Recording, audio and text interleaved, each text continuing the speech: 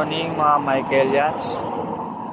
So, nandito na ako ngayon sa Ilocos Sur. San Nicolas, Ilocos Norte po ang pupuntahan ko. Malayo-layo yung takbuhin pa po mga Michaelians. Oh. Good vibes lang po. Bale, 10:45 ako umalis sa Cavite. Tsaga-tsaga lang. Ayan dala kong van. Nissan Urban. So,